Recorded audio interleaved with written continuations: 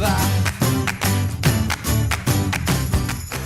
Welcome to Talking Tier 1. I'm Tony Scott, and this is Peter Odney. Thanks for joining us today, Peter. No problem. It's going to be a fun show. Today's show is brought to you by Hockey Shot.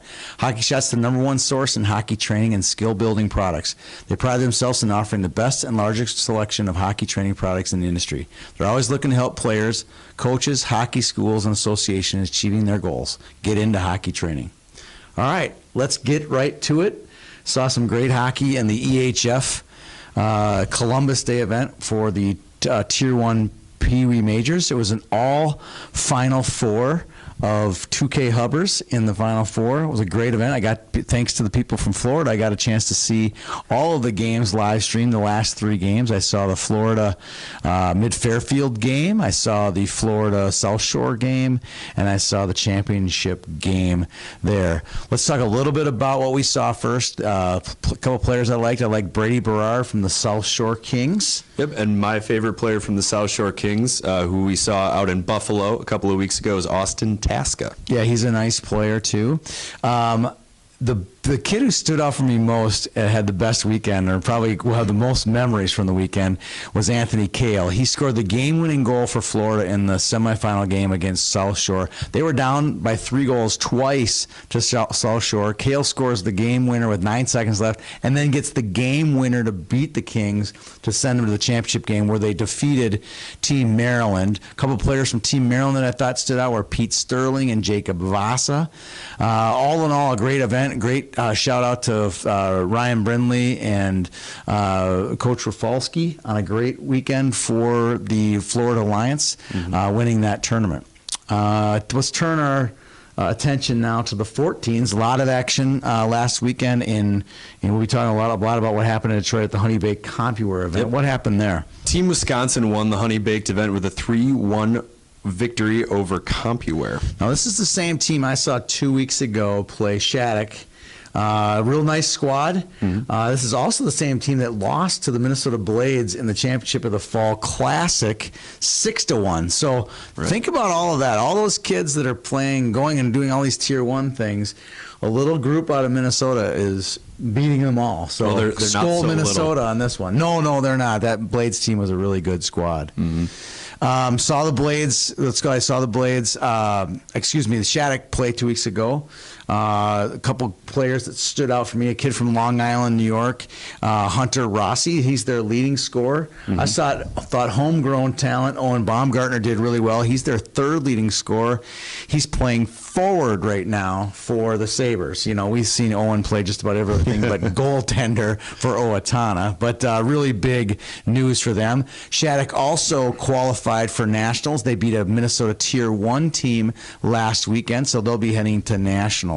And the Sabres march on. Yes, they do. Good news for community-based hockey. Zach Michaelis will return to Elk River and play Bantams from Shattuck St. Mary's. That is good news for us Minnesota purists who love our community-based hockey. And now we get to see him play more often. Absolutely. We like that, too. So let's move on to the 15s. Let's talk about what happened this weekend with the U15 Blades. In the 15 division for the Honey Baked event, the Blades took the title with a 5-3 win over Bell Tire. They went 4-0-1 that weekend. Now, so here, I do have, full disclosure, I have my own rankings formula, and we are coming out with it on a Tier 1 basis this year. When it's completed, we'll load all the data in, but I thought it was odd that they won the tournament. They went 4-0-1. They were #1 in the country in my hockey rankings, but they dropped to #2 to a team that was behind them who lost in the quarterfinals. It just doesn't make any sense. But, you know, that's what those formulas are. Maybe my hockey people need to bring their formula into the machine shop and do some repair on it. A little work done. Yes.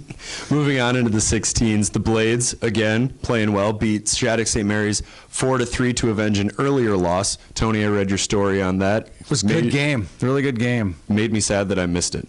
Yeah, it was one of those games where, like, the Blades, you know, they had a 4-goal second period, and then it was all Shattuck in the third period. It was great. Both teams showed lots of skill. The speed in that game, both coaches after the game were just like, wow, the speed in that game is amazing. Yep, some unreal talent on the ice.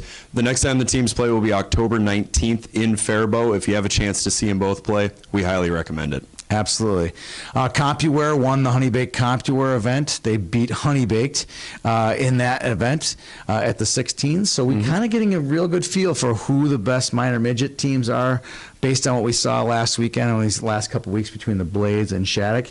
Another team that's doing really well is Omaha. Other guys with our 9 Minnesotans on it, they've done really well. They actually took care of Shattuck down. I think they took 2 out of 3 from them down in Omaha the weekend before. So lots going on.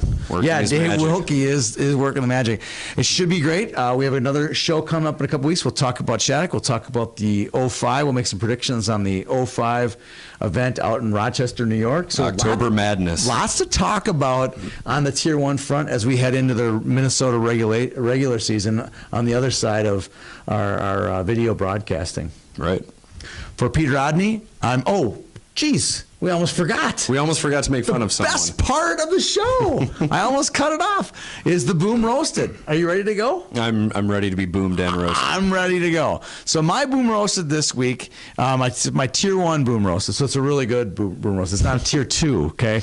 My Tier 1, as I dig through all these teams, this is again, I'm Minnesota-based, Minnesota biased a little bit here, are teams with the wrong nicknames. There's a Toronto Junior Canadiens, Peter, okay? And there's a Boston Junior Rangers. People, we wouldn't name a team the Minnesota Blackhawks or the Minnesota Blues, would we? You know, the last time we did this, boom roasted to that. I defended the kids banging on the boards. This one, I can't find anything to defend this. The original 6 are rolling in their graves. Yes, they are.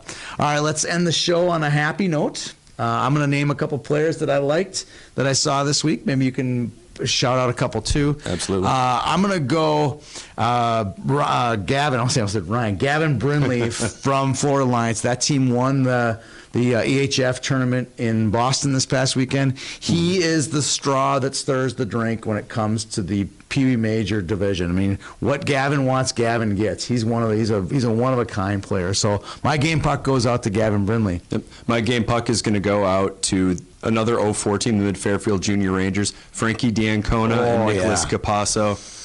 Oh, man.